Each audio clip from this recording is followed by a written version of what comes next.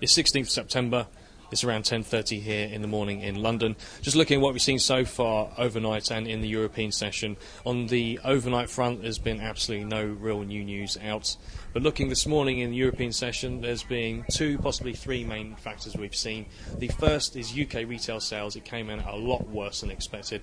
Analysts were looking for plus 1.9% year on year. It came in at plus 0.4%. On the back of that, sterling got hit quite aggressively, losing around 70 pips. And also from the back of that, we saw obviously a weakness in the FTSE that weighed on European indices as well. So we saw session lows across the board for that UK retail sales. Over about 10 minutes after that, we saw positive Spanish bond auction results. Spain selling 4 billion euros for 10 and 30. The results there came in slightly better than what we saw previously.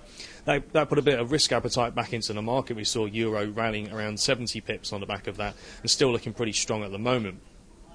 And then the third thing we've seen is, again, the dollar-yen intervention. That's still in the market, people focusing on that. We've seen Japanese Finance Minister Ikeda. He said that he won't comment on any movements in Forex, but we did see some potential movements in dollar-yen this morning when a major sovereign Japanese bank was acting possibly on behalf of the Bank of Japan, buying up some dollar-yen. And we saw some official figures released from the Bank of Japan looking intervention yesterday, looking just over $20 billion worth so far. Ikeda, the Japanese Vice Finance Minister, also mentioned additional easing in the future, so that's also something that they're doing on the verbal front. That's the morning wrap-up here from RANsquawk, and we'll update later on today.